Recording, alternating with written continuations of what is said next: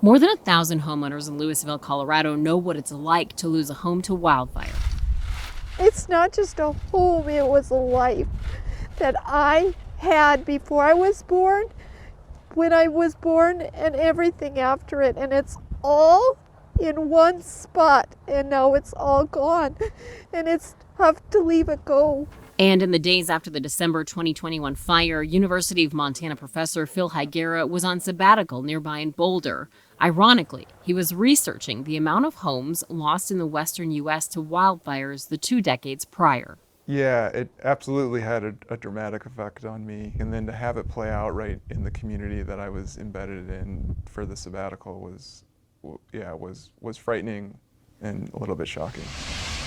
The fire has consumed Higuera's professional life for 22 years, but he wanted to take a closer look at how humans are impacting fire trends in the West. Largely, we're seeing increasingly these negative human impacts of wildfires. Higuera's team had a hunch that wildfires were destroying homes at a higher rate in the last decade than in previous years.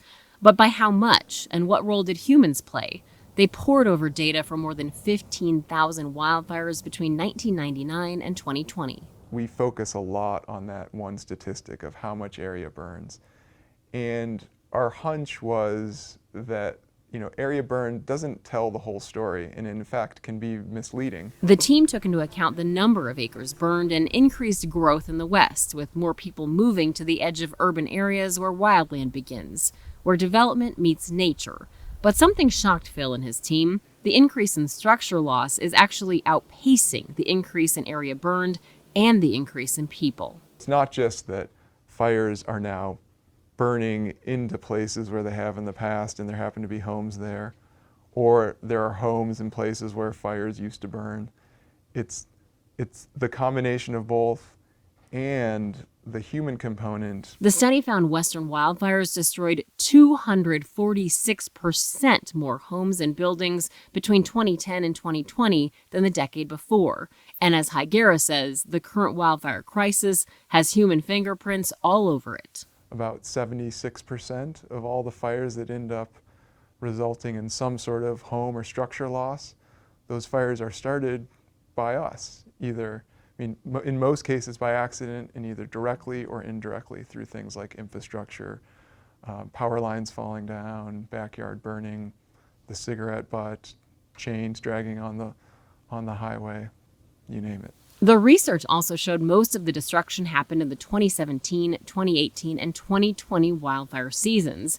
And maybe not a surprise, California dominated the pattern of increased structure loss, making up 77% of the more than 85,000 buildings destroyed. But Higuera says the trends point to an increase in nearly all Western states. We would be misguided if we just thought of this as a California problem and didn't kind of look ahead on the radar and see that many communities in many states are moving in that same direction. What might surprise you, 88% of the western wildfires between 1999 and 2020 didn't destroy any buildings. A majority of the area burned started with lightning and often in remote areas. That's what fire researchers call beneficial fire. It's part of why the Forest Service reversed a decades-old false suppression strategy. It means understanding what's known as the fire paradox. The counterintuitive aspect is all happening all the time with fire.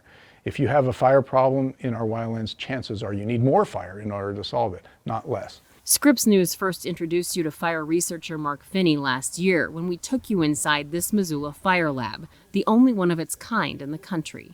We don't have a choice about fire. We can't choose not to have fire. We've proven that.